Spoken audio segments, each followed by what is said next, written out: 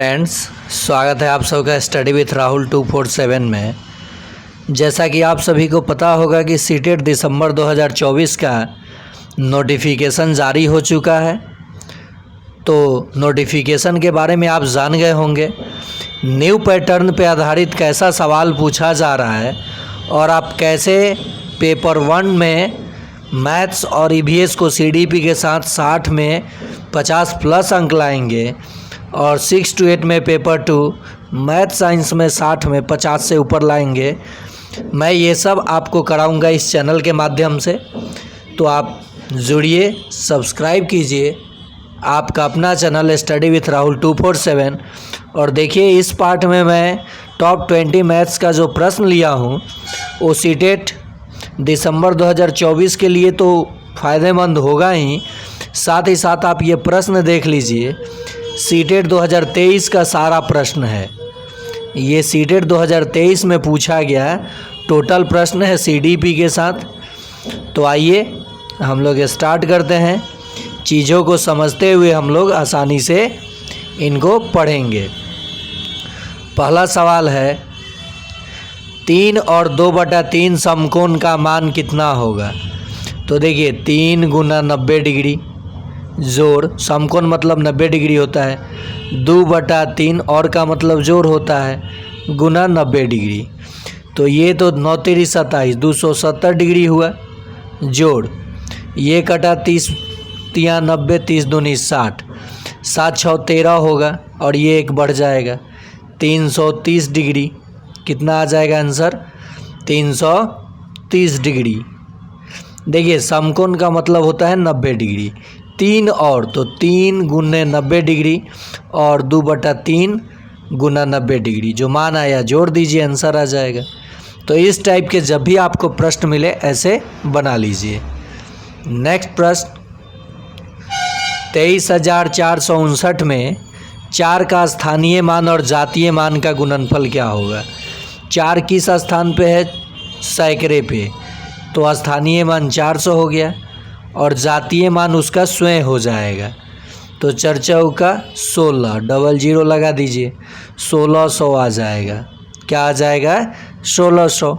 अंतर पूछा होता तो 400 में से 4 घटा लेते, योगफल पूछा होता तो जोड़ देते। समझ में आ गया आपको? चलिए आगे देखते हैं प्रश्न। 120 के कुल गुणनखंडों की संख्या कितने होंगे? तो 120 का गुणनखंड ऐसे कर लीजिए, 15 गुना 8, 15 8 120। तो ये 3 गुना 5, 3 के पावर 1 गुना 5 के पावर 1 गुना, ये 2 का क्यू हो जाएगा। अब पावर में 1 1 बढ़ा के गुना कर लीजिए, तो 4 गुना 2 गुना 2, 4 दूनी 8 दूनी 16, ये 16 आ गया। पावर में 1 1 बढ़ा के गुना करने पे कुल गुणनखंडों की संख्या पता चल जाती है। तो आपने गुना किया तो 16 आया। तो 120 के कुल गुणनखंड यानी 120 कुल 16 संख्याओं से विभाजित होगा, ये भी पूछा जा सकता है। अगला प्रश्न है, 10,20,203 को अंकों में लिखा जाएगा। सीटेट 2023 में पूछा गया था। 9 जनवरी 9/1/2023 को ये पूछा प्रश्न है। ओके, तो देखिए इस प्रश्न का हल कैसे निकालेंगे। अब ज़रा गौर कीजिए कि 20,000 है, तो यहाँ 20,203 है, ये छोटा अंक है, नहीं होगा। इकाई, दहाई, सैकड़ा, हज़ार, 10,000, लाख, 10 लाख, करोड़, ये तो एक ही करोड़ है। यहाँ आ जाइए, यहाँ पे 20,203, 20,203 लाख है, करोड़, यही आंसर हो जाएगा। कैसे? देखिए कितना जीरो था, 3 जीरो और ये 203, तो कॉमा लगाइए, 3 अंक छोड़ के फिर 2 अंक फिर 2 अंक, तो ये इकाई, इकाई दहाई सैकड़ा, ये हज़ार, ये लाख और ये करोड़, तो 10 करोड़ आया। ये 20,000 आया, 203, यानी आंसर हो गया। चलिए अगला प्रश्न देखते हैं। निम्न में से कौन सा भिन्न 4/5 से छोटी और 1/2 से बड़ी है? 4/5 का मान कितना हुआ? 5 दूनी 10, 4 दूनी 8, 0.8। और ये 1/2 का मतलब 0.5। तो इससे छोटी यानी इससे छोटी और इससे बड़ी, तो इन्हीं के बीच आना चाहिए। तो देखिए 8/9, 8/9, तो अगर हम लोग भाग देते हैं तो 0.7 आएगा। ये तो इसके बीच में आ गया, इतना से बड़ी तो ये 0.7, इतना से छोटी 4/5 से छोटी, तो ये तो आ रहा है ना। 9 7 63, 9 8 72। एक काम करते हैं, देख लीजिए यहाँ 7 बार गया है। 8/9 तो 0. तो 9 8 72, और फिर ये बढ़ जाएगा, ज़्यादा हो जाएगा और इससे छोटी होनी चाहिए, तो ये आंसर नहीं होगा। यहाँ पे 70/9 ये हो जाना चाहिए। 9 8 72, 9 7 63, 0.7 समथिंग आएगा, 0.7। आगे देख लीजिए 1/3, तो ये तो 3 3 का 9 हो जाएगा, 0.9।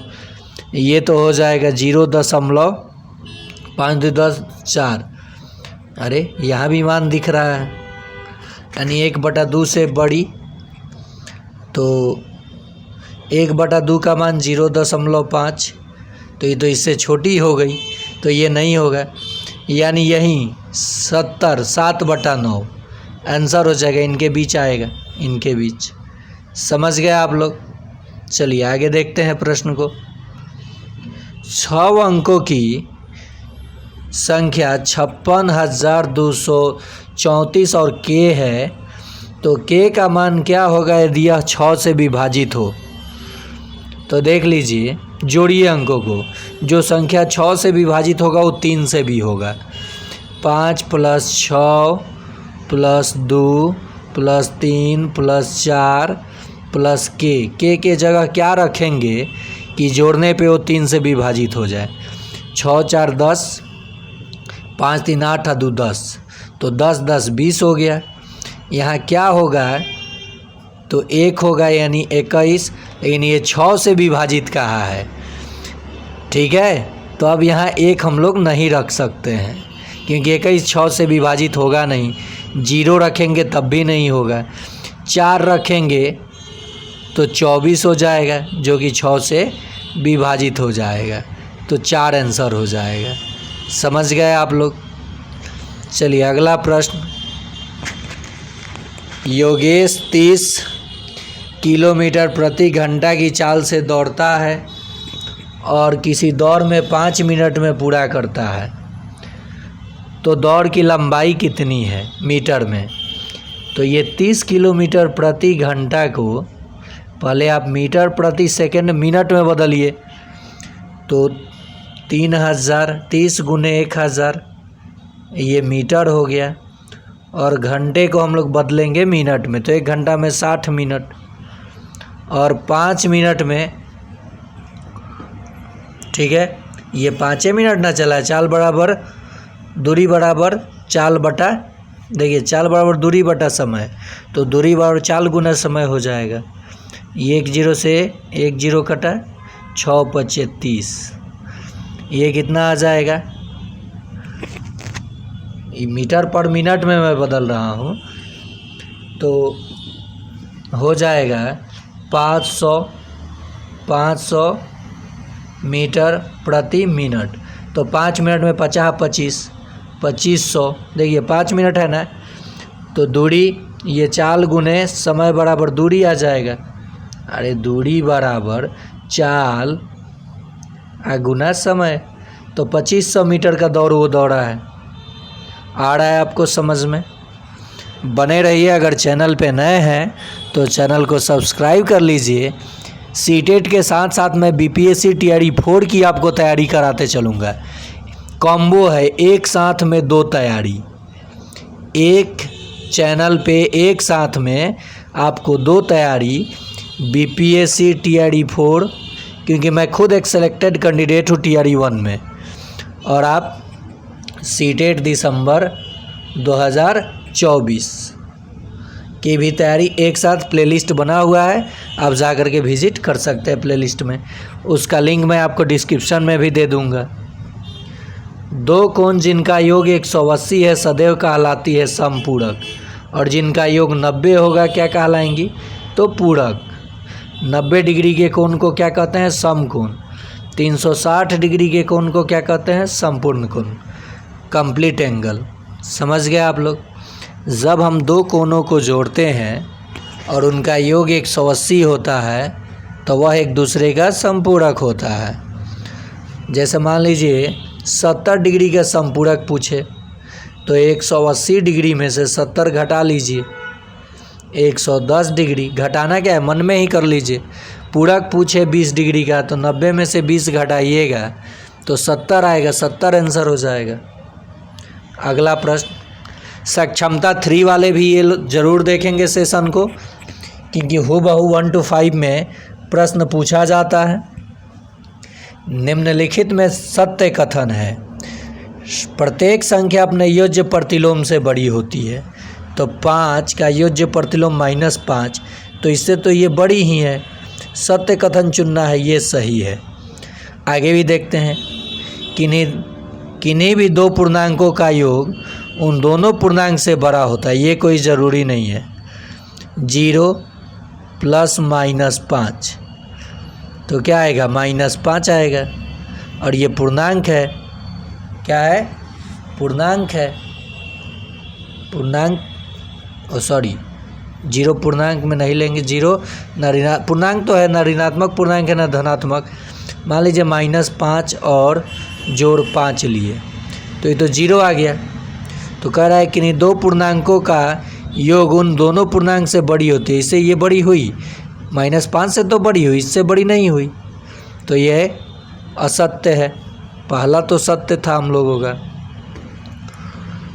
-2 का परवर्ती, हाँ -2 में 1 जोड़िएगा, परवर्ती मतलब 1 जोड़ना होता है तो -1, ये भी सही है। यानी ए और सी सही है, नीचे ऑप्शन दिया रहता है। एक संख्या और उसके योज्य प्रतिलोम का गुणनफल सदैव ऋणात्मक होता है। देखिए कैसे, मान लीजिए एक संख्या है 2 और इसका योज्य प्रतिलोम -2, तो गुणात्मक तो -4 यानी ऋणात्मक ही आएगा, ये भी सही है। यानी ए, सी और डी सही है। यहाँ रहेगा ए, सी सही है या बी, सी सही है, ऐसे करके आपको परीक्षा में देगा। वो भी मैं अगले सेट में आपको बताऊंगा। अब आपको जैसे एग्ज़ाम में एग्जामिनर प्रश्न सेट करके देता है और जैसे ऑप्शन देता है, वैसे मैं आपको प्रैक्टिस कराऊंगा ताकि आपको कोई दिक्कत ना हो। चलिए ये देखिए, 1/4, 3/16, 5/64, अगला टर्म है 7/256। तो देखिए 2 बढ़ रहा है, 2 बढ़ाइए, 9 दूगो ऑप्शन में है, ये दोनों होगा नहीं। ये देखिए 4 का स्क्वायर, 4 का घन, 4 के पावर 4, तो 4 के पावर 5, यानी इसमें 4 से गुना कीजिए, 1024 हो जाएगा, 1024। तो क्या हो जाएगा आंसर, 9/1024। अगला प्रश्न, शालू सुबह 18 जनवरी 2020 को अपने बहन के घर पहुंची, सुबह पहुंच गई, और अप्रैल 2020 की रात, और अब 2 अप्रैल, और यहाँ 2 अप्रैल होगा, 2 अप्रैल 2020 की रात वापस चली गई। वह वहाँ कितने दिन ठहरी। देखिए जनवरी माह में 31 दिन होता है, 18वां दिन तो ठहरी ही थी, 18वां दिन ठहरी थी। 18 और 13 31, यानी 14 दिन जनवरी में ठहरी। और ये ईयर 2020 है, लीप ईयर्स है, लीप वर्ष। 29 दिन फरवरी में, 31 दिन मार्च में, और शाम में गई है 2 अप्रैल को, शाम में गई है तो मार्च, और 1 अप्रैल और 2 अप्रैल 2 दिन और। 9 4 13, 2 15 1 16, 3 2 5 1 6 1 7, 76 दिन वो 76 डेज वो ठहरेगी अपने बहन के घर, ठहरी थी। अगला प्रश्न, एक वर्ग की भुजा 48 सेंटीमीटर है। देखते हैं आगे प्रश्न। एक आयत की लंबाई और चौड़ाई उस वर्ग की भुजा की क्रमशः 3/2 और 2/3 गुनी है। उनके परिमापों में अंतर क्या होगा? बहुत आसान सवाल। ये बड़ा बड़ा सवाल देख के आप लोग डर जाते हैं। ये स्कोरिंग सब्जेक्ट है, इसलिए मैं कहता हूँ कि आप जुड़िए इस चैनल के साथ और सब्सक्राइब कीजिए। आप अपने दोस्तों को भी शेयर कीजिए ताकि गणित और पर्यावरण, EVS एंड मैथ्स 15 CDP कहाँ से पूछता है ये मुझे पता है, और 15 जनरल क्वेश्चन, तो ये दोनों 60 नंबर में 55 प्लस आपका मैं करा दूंगा, गारंटेड। अगर आप शुरू से अंत तक इस चैनल पे जुड़े रह गए तो एकदम निश्चित। तो देखिए, पहले तो हम परिमाप निकाल लेंगे वर्ग का ही। तो 4 गुने भुजा, तो भुजा कितना है 48, 8 चौका 32 के 2, हाथ में 3, 4 चौका 16 और 3 19। परिमाप 192 हो गया वर्ग का। किसका? वर्ग का। आयत जो है इसकी लंबाई 3/2 है इसकी भुजा की, तो लंबाई कितनी हो जाएगी? 48 गुना 3/2 कट गया। 24 दूनी 48, तो 24 तिया 72 हो गया ये लंबाई। चौड़ाई कितनी है उस वर्ग की भुजा की? 2/3 गुनी, यानी 48 गुना 2/3, 16 तिया 48, तो 16 दूनी 32। कितना? 32। अब आयत का परिमाप होता है 2 गुने लंबाई जोड़ चौड़ाई, तो इन दोनों को जोड़ लीजिए आपस में। 2 2 4 और 7 3 10, 104 को डबल कीजिएगा तो कितना आएगा? 208। और 92 को घटा लीजिए क्योंकि अंतर है ना पूछा है, तो ये आयत का परिमाप हुआ और ये वर्ग का परिमाप हुआ। तो देखिए 8 जोड़िएगा तो 200 और 8 जोड़िएगा तो 8, यानी 16 हो जाएगा। देखिए आयत का परिमाप आया 208 और वर्ग का परिमाप आया 192। घटाइएगा जब तो 6 और 10 में से 9 गया 1, ये ख़त्म, 16 हो जाएगा। समझ गए कितना आसान सवाल है? ऐसे सवालों को समझने के लिए आप अधिक से अधिक लाइक करें। वीडियो आप देखते हैं, लाइक नहीं करते हैं आप लोग, और चैनल को सब्सक्राइब कर लें। सब सीटेट 2023 का प्रश्न है, एकदम लेटेस्ट। अब इसके बाद 2024 का करा दूंगा,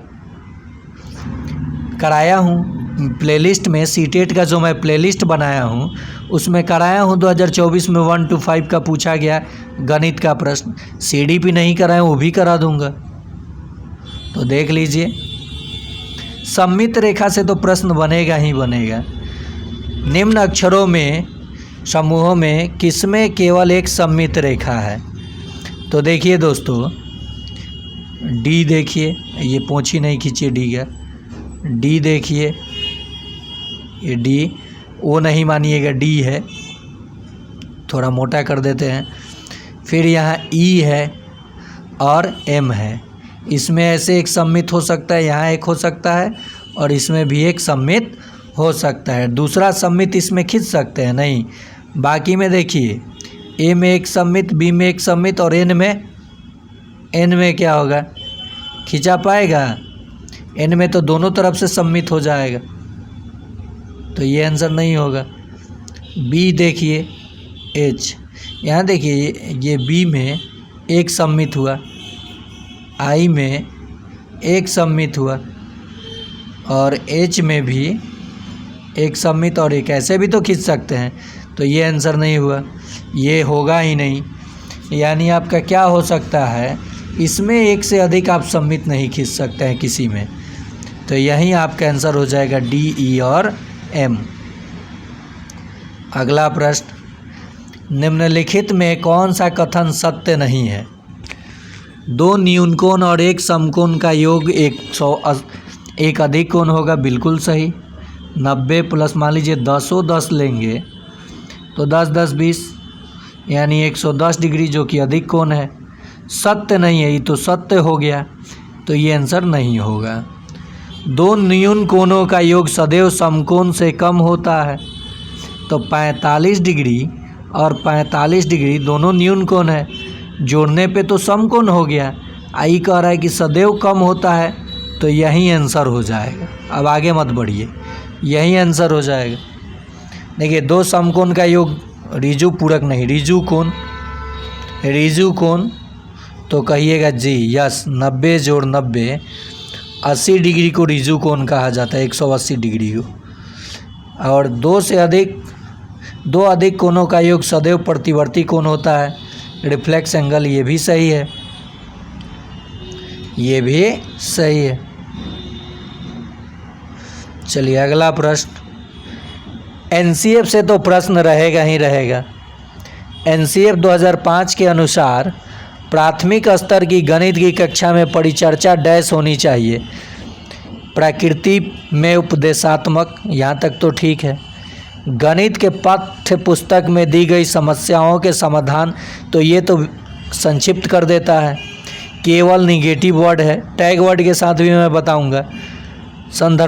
संदर्भनात्मक एवं बच्चों के जीवन के अनुभवों पर आधारित, सभी चीज़ बच्चों के जीवन पे आधारित, समाज पे आधारित, बच्चों के वातावरण, ऐसे चीज़ों को आपको टेक आउट करना है, पकड़ना है।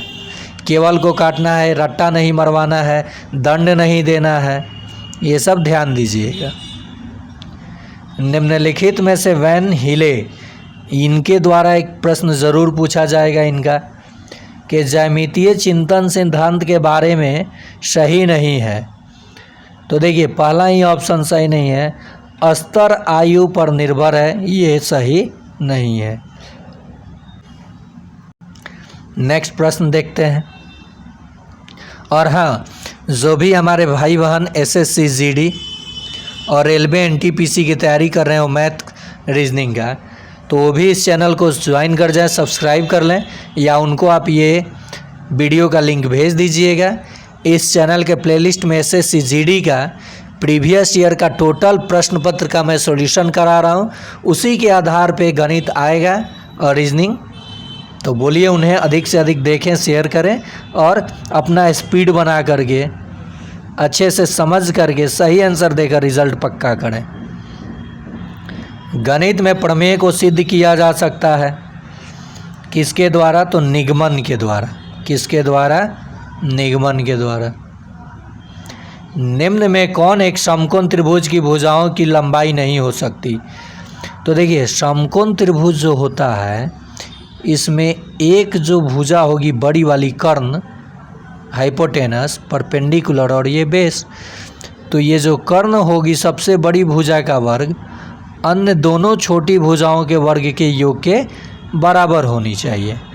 तो 4 5 6, 6 का स्क्वायर 36 और 4 का स्क्वायर 16 और 5 का स्क्वायर 25, तो ये तो 41 आया और ये 36 आया, तो यही आंसर हो जाएगा। यानी ये समकोण त्रिभुज की भुजा नहीं हो सकती। आप यहाँ देखिए, 6 का स्क्वायर 36, 8 का स्क्वायर 64, जोड़िएगा तो 100 आएगा, और बड़ी भुजा का वर्ग कीजिए, 10 का स्क्वायर 100, बराबर आ गया ना। तो ये तो है, ये भी है, ये भी है, ये नहीं है, यही आंसर हो जाएगा। अगला प्रश्न, निम्न कथन में कौन सा कथन सत्य है? सभी वर्ग आयत होते हैं। आगे देखते हैं। सभी पूर्ण संख्याएं प्राकृत संख्या होती हैं। गलत है, सत्य नहीं है। 0 पूर्ण संख्या है लेकिन प्राकृत नहीं है। सभी चतुर्भुज आयत होते हैं। कोई ज़रूरी है? चतुर्भुज आयत थोड़े होगा, प्रॉपर्टीज होना चाहिए। सम संख्या का वर्ग विषम भी हो सकता है, 2 का वर्ग या 4 का वर्ग, तो सम संख्या का वर्ग हमेशा सम होता है, तो ये भी गलत है। यानी सभी वर्ग आयत भी हो सकते हैं लेकिन सभी आयत वर्ग नहीं होंगे, ध्यान रखिएगा। डिसकैलकुलिया संबंधित है। ये देखिए, अधिगम विकार होता है, एक प्रश्न इससे रहता ही रहता है सभी से सेक्शन में। भाषा में भाषा से संबंधित, गणित में गणित से, तो गणना करने में कठिनाई को डिसकैलकुलिया, गणितीय संक्रियाओं में कठिनाई जब होगा तो डिसकैलकुलिया, कैलकुलेशन करने में कठिनाई, ऐसे याद रखिएगा। तो ये था आज का अंतिम प्रश्न। और आप अपना बहुमूल्य समय इस चैनल पे दे रहे हैं, तो मेरा दायित्व बनता है कि आपको मैं वही प्रश्न बताऊं जो हूबहू परीक्षा में डिजिट बदल के, भाषा बदल के पूछा जाए और आपका रिज़ल्ट पक्का हो। तब ना आप अपने दोस्तों को कहिएगा कि स्टडी विथ राहुल को ज्वाइन कर लो, कम से कम समय में बेहतर तैयारी करा करके आपका रिज़ल्ट वो करा देंगे। लेकिन हाँ, इसमें मेहनत 50% आपको भी करना होगा भाई बहन, नहीं तो नहीं हो पाएगा। या तो आप मेहनत नहीं करना चाहते हैं, फॉर्म भर दिए, सोच रहे हैं कि एग्ज़ाम के समय 30 दिन पढ़ लेंगे तो रिज़ल्ट हो जाएगा, तो सीटेट का रिज़ल्ट इतना जल्दी नहीं होगा, ये बात याद रखिएगा। कम से कम आपको 40 से 50 दिन यानी लगभग 2 माह 20 लिख दिए, लगभग 2 माह कंटिन्यू आपको 1 से 1.5 घंटा या 2 घंटा पढ़ना होगा। 2 आवर्स निकालिए ना अपना समय। मैं ज़्यादा 5 घंटा 6 घंटा नहीं बोलने वाला हूँ, 5-6 घंटा आपको नहीं पढ़ना है। स्मार्ट तरीके से 24 घंटा में प्रत्येक दिन 2 घंटा समय दीजिए। सीटेट पे 110 से 120 अंक के बीच आपका नंबर आएगा, वादा है मेरा। लेकिन हाँ, चीज़ों को समझते हुए पढ़िएगा तब। तो इतना कुछ जाने, मैं बताया, आगे भी बताऊंगा। आप वीडियो देख रहे हैं तो कम से कम आप लाइक ज़रूर कर दें, पसंद आए तो, नहीं पसंद आए तो देखिए और शेयर कीजिए।